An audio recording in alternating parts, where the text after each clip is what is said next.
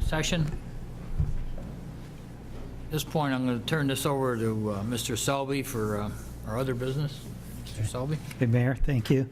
The first item under other business are the budget status reports, which are included in your packet, and we have one additional one that's at your desk on the code enforcement revenue, which is actually a very good news item because the revenues are coming in above what was expected, and so that is a bright spot in the city's budget at this point in time.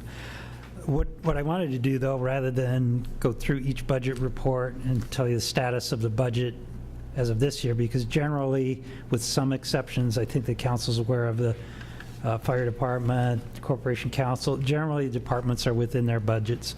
What I wanted to do was, with Laura's assistance, kind of give some of the highlights of what we passed out last Thursday, or we sent out by email last Thursday, and that was the updated list of expenditures, including department requests, and the updated list of potential revenue sources to cover those expenditures. There were some assumptions in that budget report, and Laura, if you would maybe take over. I'll Sure. I actually didn't bring the file because I didn't think it was going out to the public, but I do have it in front of me. So some of the assumptions in the expenditures in the general fund, we included anything that was contractual. So if someone's getting a step increase or a raise based on their contract, those amounts are included in here. We are expecting a 0% raise, or assuming for these purposes a 0% raise for any expired or expiring contracts. We did not include any layoffs or staff decreases through attrition. We did include the reestablishment of salary for senior management employees who had been cut. The leveled pension rates are inclusive of payments on previously leveled years. Our health insurance budget includes estimates from our insurer, and we set our rates to expected cost, what the insurer expects that our rates will be. We set our budget to 90% of the maximum cost, which there's halfway between what they expect our absolute maximum to be and what our expected costs are. We do this so that we have a little bit of a cushion in case there's a lot of unexpected claims. Because we are self-insured, we do need to make sure we have that cushion built in. So they are our best estimates, but they're not going to be final. They are still waiting on a couple extra things. I did get some good news recently that the stop loss premium came in lower than we had expected, so we'll see an adjustment in the next version that's distributed. We have all the actual debt payments, including bans, bonds, energy performance contracts, and installment purchases. In the general fund, there are a couple different items that are new this year. The city manager includes a full-time secretary. Engineering has requested a truck. Police has requested 4 vehicles, and they're replacing a captain with an assistant chief. They've also included 18 computers over a 3-year lease. These computers are for cars that are, they're for computers in the cars, and those computers are currently at the very end of their useful life. And also, with regard to the replacement of a captain with an assistant chief, there wouldn't be a new promotion into that captain position. It would be the same number of people. It would just be a new title. This includes refuse collection removed from the general fund, and in planning there's an inclusion of a senior planner position held vacant most of 2013-14. Lastly, it's not on here, but there's a keyboard specialist included in codes. As you know, the codes office has been closed 3 days a week because they don't have someone to staff that. That wasn't on my initial sheet, but that was brought up, so I wanted to make sure I mentioned that. Water and sewer, the only major changes in here is that they'll begin to fund their own trash service. In the past, all of the trash has been charged to the general fund for all of the city departments, even though it's broken out on the report. So what I did was I looked at the report and determined how much was actually attributable to those funds, and I think those funds should be paying for their own service instead of being supported by the general fund. The revenue assumptions. We took the tax cap, subtracted out the allowance, which is subtracted out every year. It's a 5% allowance. And then we also took out the $398,000 that is attributable to the trash service. This is where you see that when we were asked last week, where are the taxpayers going to see the savings? Well, they're going to see it because we're going to take the money that was attributable from taxes out of our maximum tax levy. So instead of having the allowable 4.8, I believe it was, percent increase, we can have a 1.2% increase. And that's what's included in this proposal. Let me just slow you down for a second. Explain that to us again. Okay. We took the tax cap amount, and instead of including the tax cap in this budget proposal, we're including the tax cap minus the amount that was attributable to the trash collection, so as to not double bill the residents. So we're removing $398,000 from what we could use for property tax revenue. So technically, that's a 4.8% increase in taxes because you're just shifting it from the general fund to the what they call curbside pickup, or however it's listed in the budget. Right? But it's not the trash and the But it's- increase. It's still a 4.8% increase because you're taking part of it out of the general fund and part of it out of the trash curbside pickup. But won't it be, it won't be a flat to everyone? It's going to be, Right, it's going to different be everyone. it's going to be billed per unit, so it's not going to cost everyone the same. It's going to be a savings for some. Correct. It won't be, everybody's not going to be paying for things that they didn't really use. That's the kind of the philosophy behind doing it. Is that, have I got that right? It becomes a fee for a service provided. Okay, so it's not, it is, yes, still the same lump sum of money. I'm just trying to see if I got it right, because I will have to explain it later. Now, I'm sorry. Well, if, How is this, go ahead. how is this going to affect the people on pilots? So they're going to pay a flat fee now, or are they still going to be exempt from, Well, pilots aren't included in the property tax revenue line, or I understand? but they would be paying a So fee. they'll Yeah. be paying an individual per basis on this. And in your calculations here, what happened with the reassessment, the new reassessment that was, Well, the reassessment just equalizes people's property taxes, that make sure they're paying the right portion, because with the tax cap, so if, before the tax cap, if you wanted to keep your rate the same and your house got reassessed, you'd be paying more. But now the tax rate becomes a function of how much you decide to levy instead of just setting the tax rate. Does that make sense? so how much is that going to increase though, or how much are you going to, of that are you going to use in the budget? We can't use any of it in Any the of it budget in- because of the cap. So it's not, that reassessment doesn't increase the tax revenue at all because of the tax cap. So the rate will go down? If the property tax values went up more, as a more of a percentage, then I can't tell you specifically that the rate will go down, but it's very likely because of how much the assessed value went up, yes. So we don't know what that is yet, correct? Correct. I haven't been given the final assessment number. But it's very likely that the rate will go down. The next item is the removal of CHIPS from the operating budget. CHIPS is requested on a reimbursement basis from New York State. That money needs to go to pay down the debt that's initially funding those roads, which is not being paid for out of the general fund. Therefore, it needs to go to the capital fund to pay down that debt.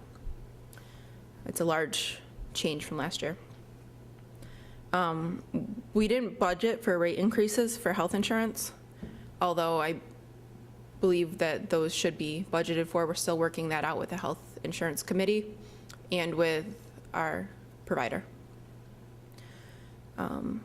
Landfill, sewer, and water will begin to fund their own retirees' health insurance. Again, this was something the general fund was footing the bill for. It should be paid for out of the fund that they retired from. It's not a significant impact to any of the funds, but I think it should be spread as it should. So, our return on investment costs have previously been calculated at 10% or on a not really exactly sure type basis.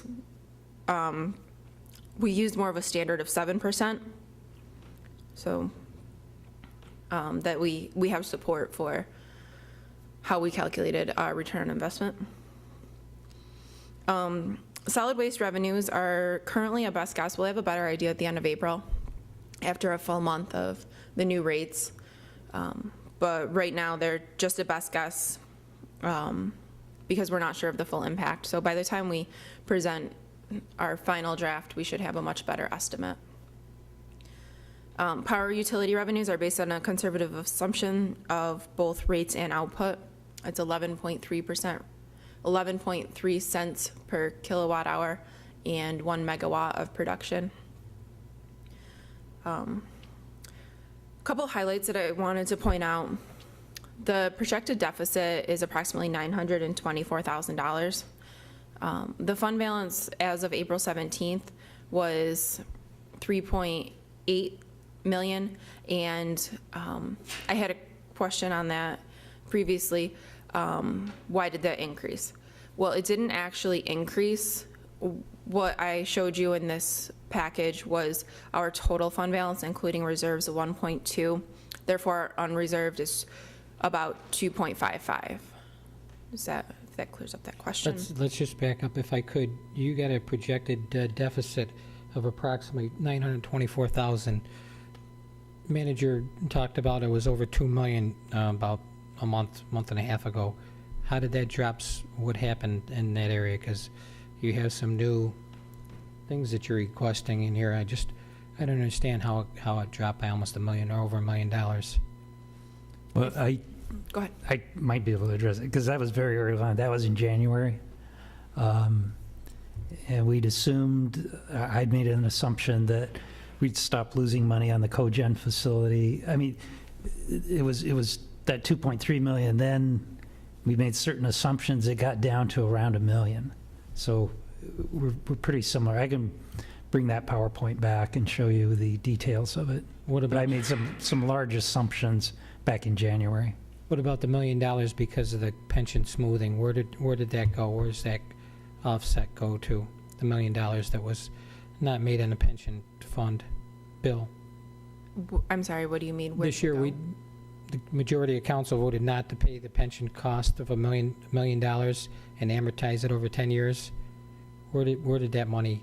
Well, part of that payment is included in the pension cost, and then the rest of it is, that was, I believe, one of Doug's assumptions that brought it down from 2.6 down to $1 million. So part of that was $1 million in the pension costs.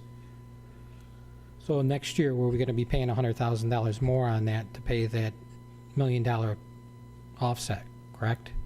Because you have to start paying them over a 10-year period. Yes, you do. Yep. The net loss, when I prepared this, was in the general fund about $788,000. Because the year's not closed, that's not completely accurate figure. It's going to change, but we don't expect it by any means to be a surplus.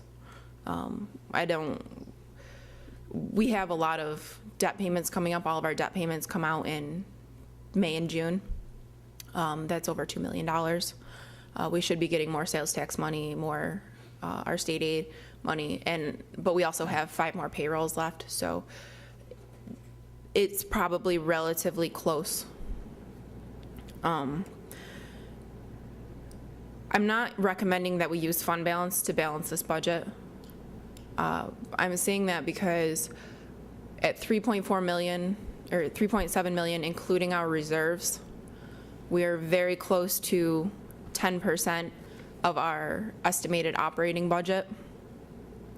And I think that needs to be kept in reserve and in case something happens, in case we need it for some emergency reason down the road. Water, sewer, and the refuse fund are balanced. Water and sewer are adding amounts to their capital reserves, not significantly, but they are. That money can be used in the future to provide financing or funding for projects to improve those funds. Landfill and power utility are requiring the use of fund balance or reserves.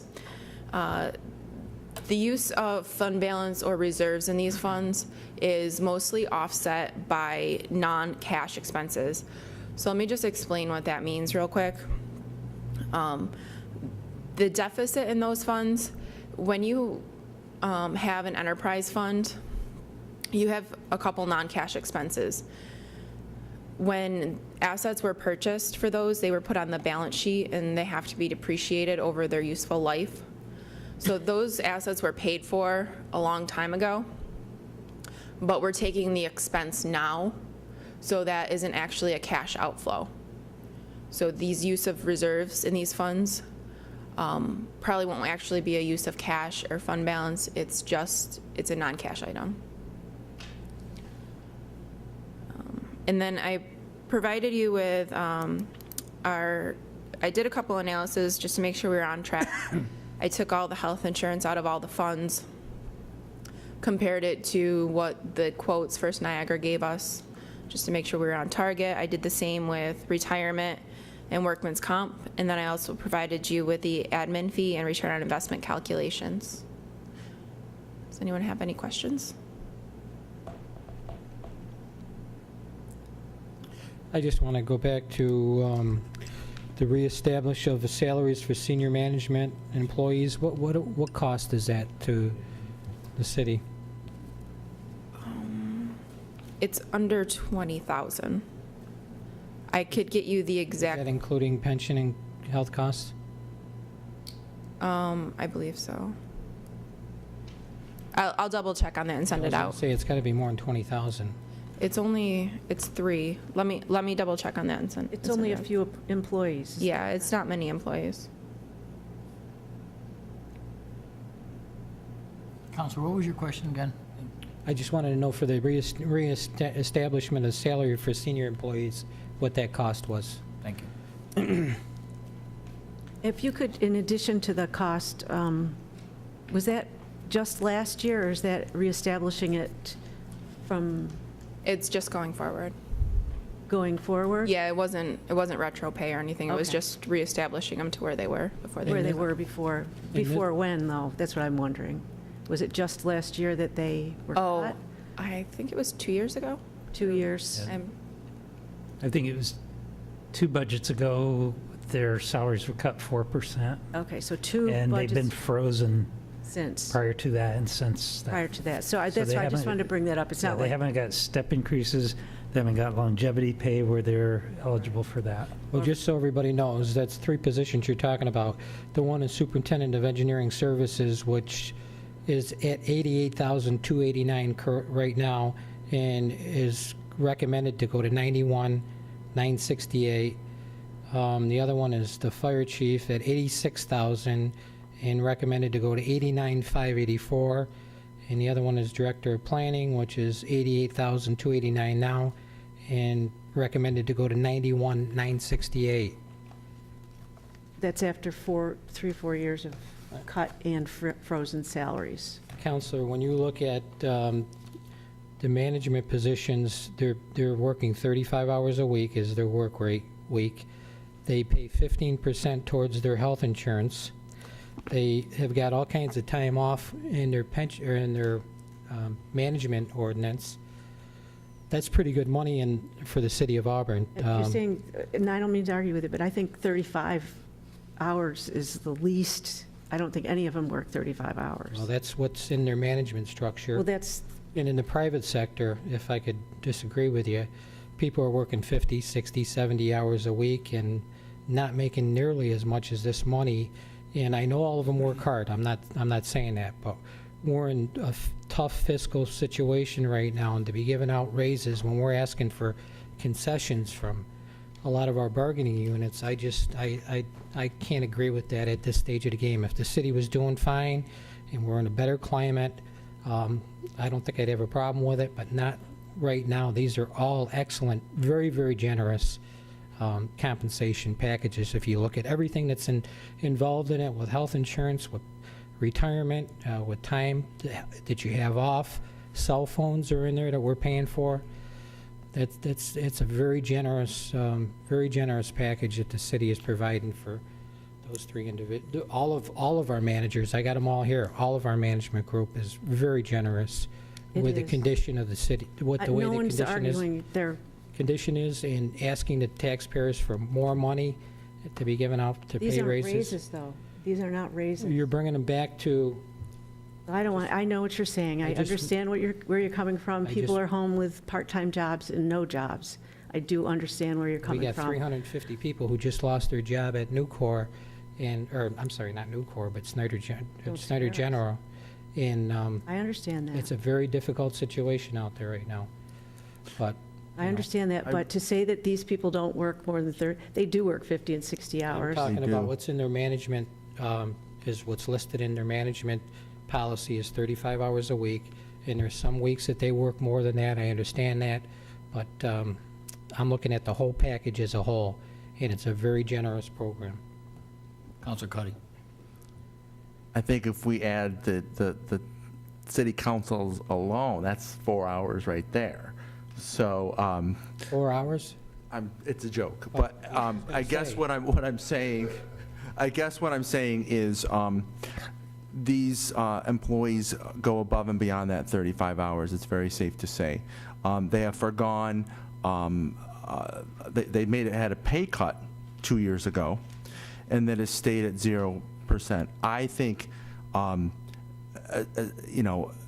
it's fair to acknowledge that these workers put their time into their job, go above and beyond that, and I think that anyone, no matter where you are on the scale, union, non-union, it's important to recognize and value the work that people do, especially if they've taken a pay cut 2 years ago. And that's a huge thing, like a pay cut, especially 4%.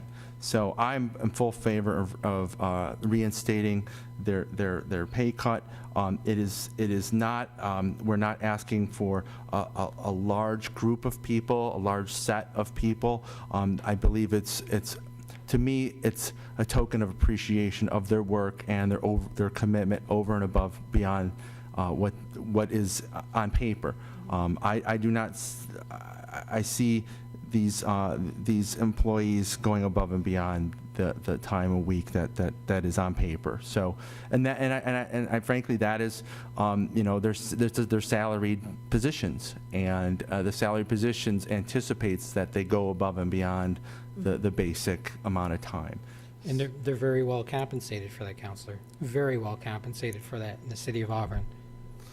And they dedicate their time, they dedicate themselves to this city. You got And 3 individuals making almost $90,000 a year plus benefits. That's very, very good compensation. It's not even the They're point of the professionals. dollar They are amount. professionals. It's the point of 4 years with no recognition for the good job they've done. They don't even get a Over the last 2 years. gold watch or Over the a last 2 years, the council old sweater. took cuts too, Counselor, and people are taking cuts in their households. I know they are. I'm not, households. but these are the Every people that are day, leading the city staff. Every day, people are taking cuts in their households, and under this proposed budget, Mm-hmm. the manager is asking for more money from the taxpayers of this community to offset some of these increases. it's very meager. And that- I mean, I just want to be, Excuse me, Counsel, let me just finish. Sure.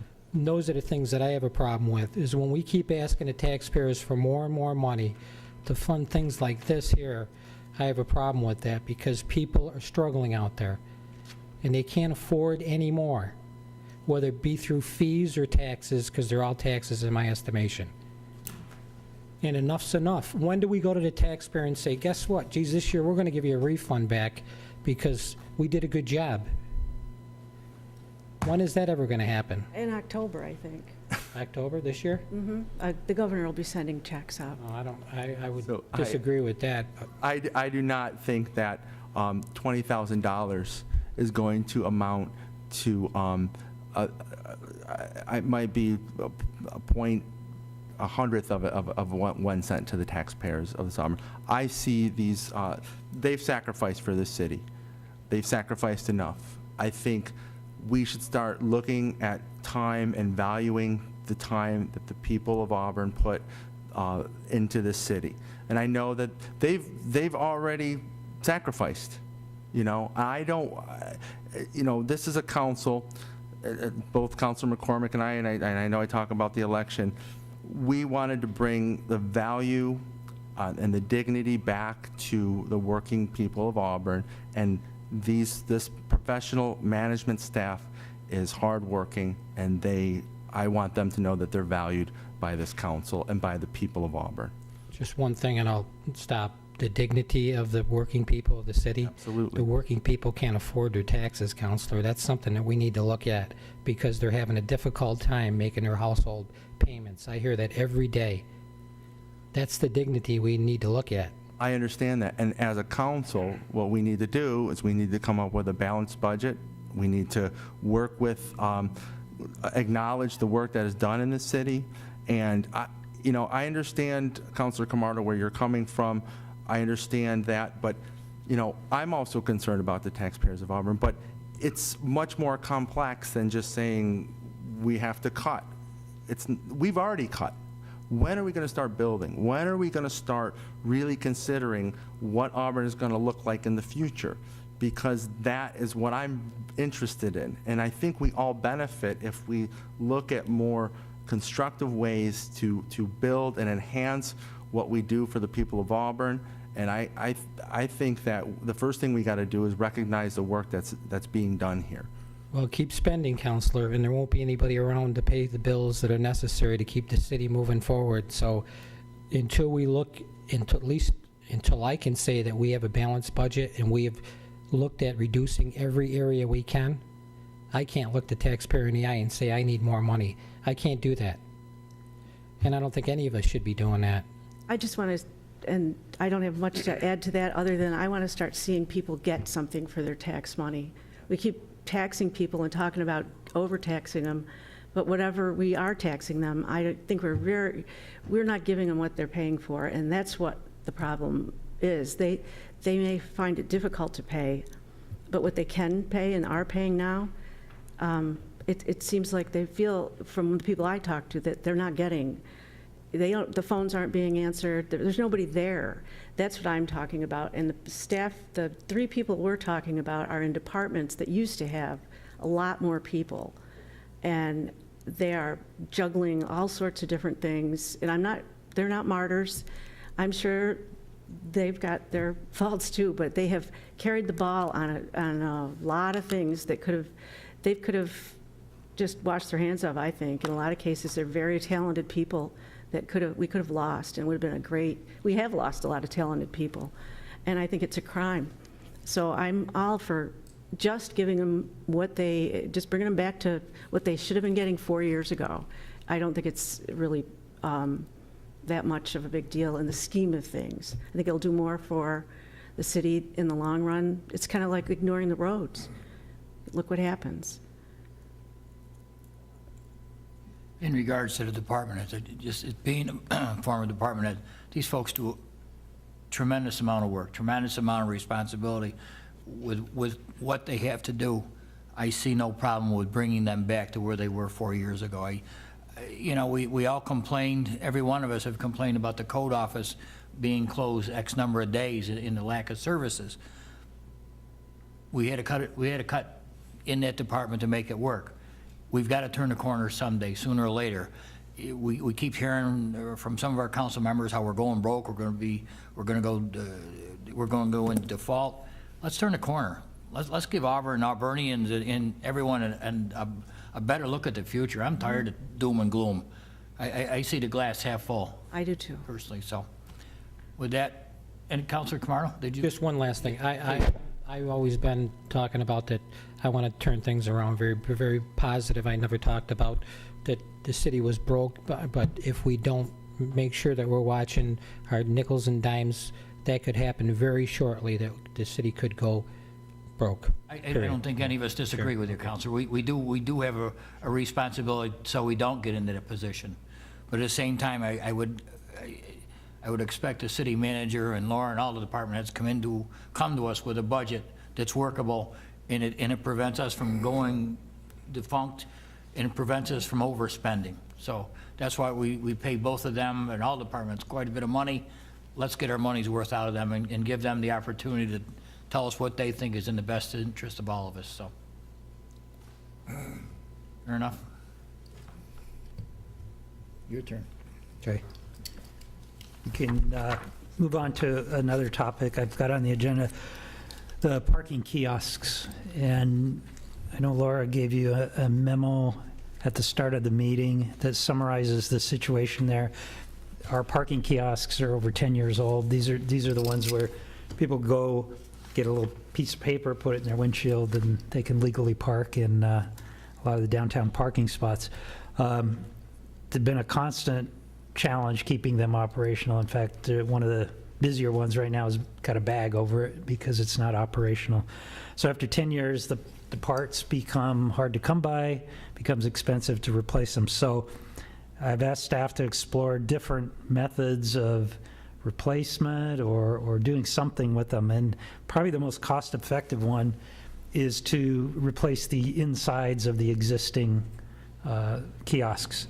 And the proposal that Laura, Bob, and others put together is based upon an updated technology that allows for credit card use in addition to coins, which is something that we don't have today that I think people would appreciate, having access to a meter that doesn't have to have cash. Of course, we have the Pango system, but not everybody's comfortable with that. So the idea would be, out of this year's budget, we have sufficient funds to purchase one of these new technology kiosks, install it in a high-use area, test it out, and see how it works. These are units that have been used in Cooperstown, in Las Vegas, different areas like that, and we feel like rather than just accept their experience history, we should probably take one of these, put it in place, and see how it works and how people feel about it. So that's pretty much a summary of the situation we're in. These are our revenue meters, so to speak, and we need them operational as much as we can. So taking the first step of trying out a new technology, I think is prudent, after which we would need to look at replacing the high-use kiosks first, possibly on a lease program where we don't have to front the full cost of the units. Doug, just one question. Yes.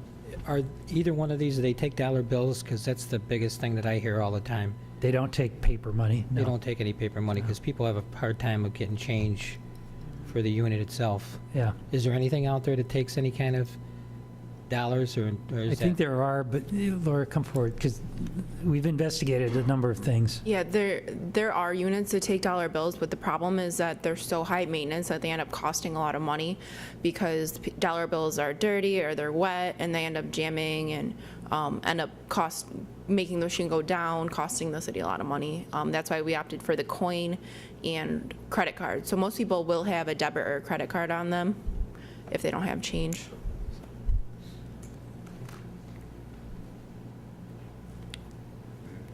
Mr. Rose? Counselor, I'm sorry. Would this also be like a printout where you have to go back to your car, or is that? It's the same thing that we have today with, if you don't want to do that, then we have the Pango system where you simply use your phone and you don't have to get out of your car to start a parking session. And that's option A or just option A and B? Option, have you? Both A and B are the same technology. Okay, gotcha.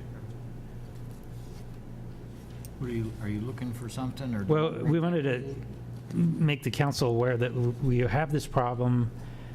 We want to try something new, so if you get the word on the street that, hey, what's this going on here?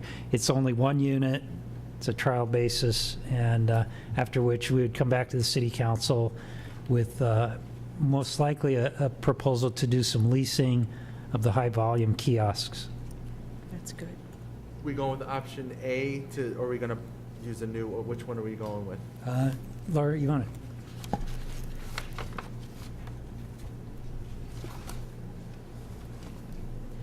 So option A is the upgrade of, is the upgrade option, whereas we would take an upgrade to the Parkeon, it's a Parkeon is the brand name, and change out the guts into the original housing. So if this first one works out well, we will continue with that because the cost is approximately $10,000 less than the lease option. The nice thing about the lease option is that it is an entirely new unit with different, it'll be the same type of technology to the public, but it'll allow us to change rates and stuff like that easier. But the cost is so much more significant that we didn't think it was a good initial idea. Definitely. Great, thank you. Okay. The last item that we have on the agenda, and I don't know if you want to get into it tonight because it's late, but I previously emailed you, and in front of you tonight are some documents regarding the senior management personnel policy. This brief discussion earlier about management salaries and so forth. This is a policy that covers those 12 people that are not in a collective bargaining unit, that don't get overtime, that are responsible for large department budgets or large department staff or both. And the current policy is, I think, should be on the top of your stack, which was, I think, last adopted back in 2011. Below that is something I handed out, I think, more than a year ago, a proposed revision. It shows it in strikeout, and a new language is underlined. Rather than go through it, maybe I'll allow you to do that in your leisure. And the last item in that package is a performance criteria evaluation form, which is referenced in this updated proposed management policy. So that would be used with department heads in order to evaluate their performance on the categories of efficiency of operations, customer service, cost containment, communications, performance management, teamwork, leadership, staff development, safety, and sustainability. Doug, hopefully council will go along with this with me, but we've got to take some action on this. We've got to do something in regards, it's been hanging around too long. What I would propose to council is the first work session after our budget is passed, if we work on this in earnest and followed up by a vote a week later. Okay. But we do need to, out of respect for our employees, we do need to take some action on this and get this done. Is it somewhat agreeable, council? Yes. Okay. In the meantime, I know council will take this home tonight and they'll study it and they'll be Absolutely. full When of did I get questions so they can call you tomorrow in regards. And it does incorporate input from previous council members, so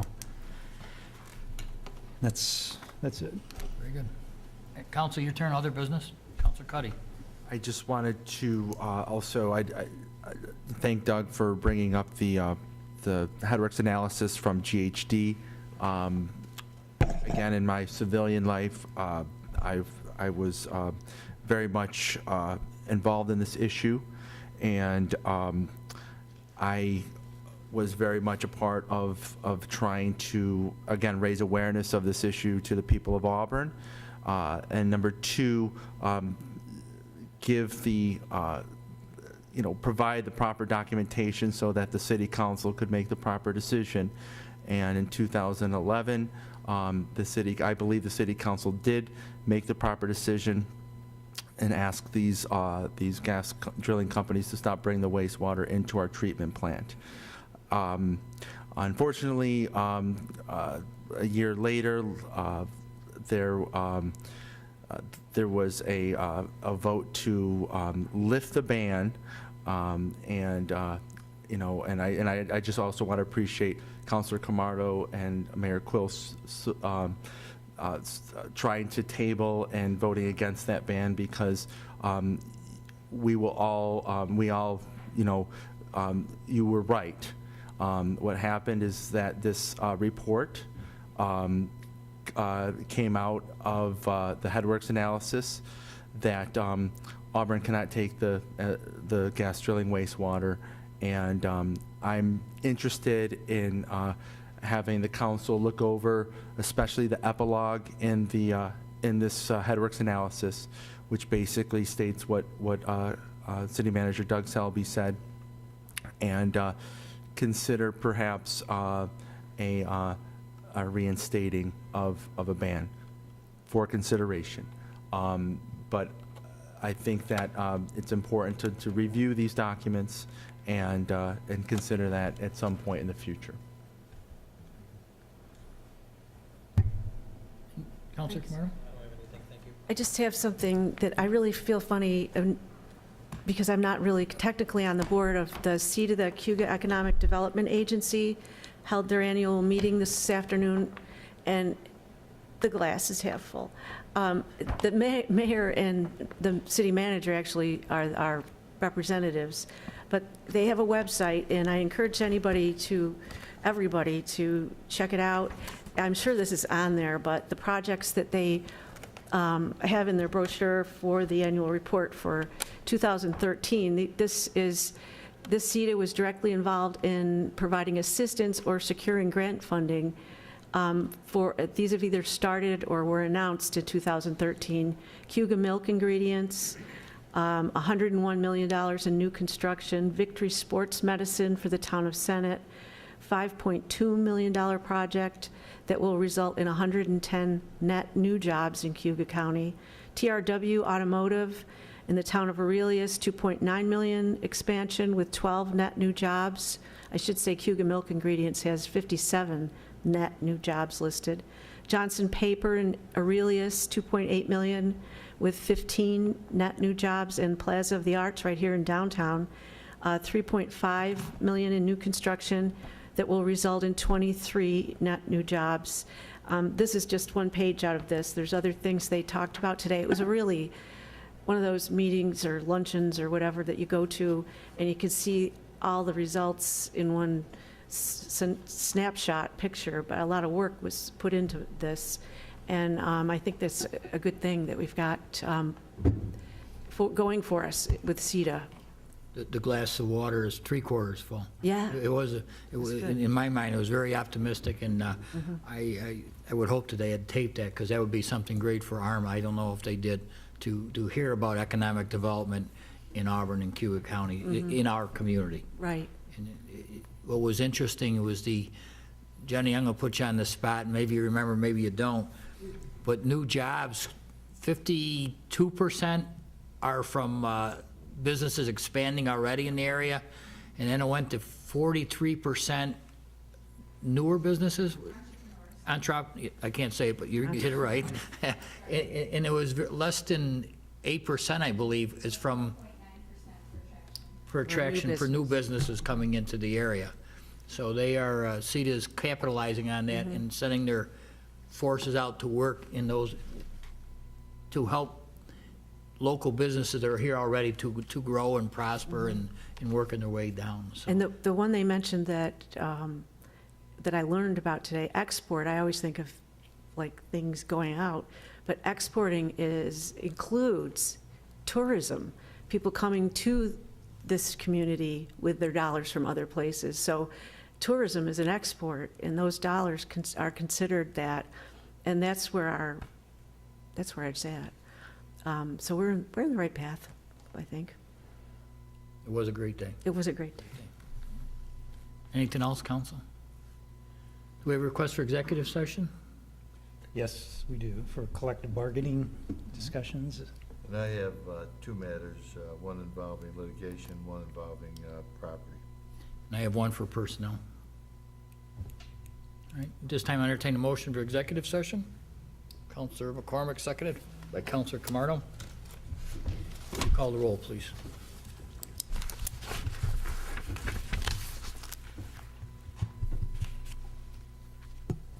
Councilor McCormick, Aye. Councilor Camardo? Yes. Councilor Cuddy? Yes. Mayor Quill? Aye. We'll be in recess for...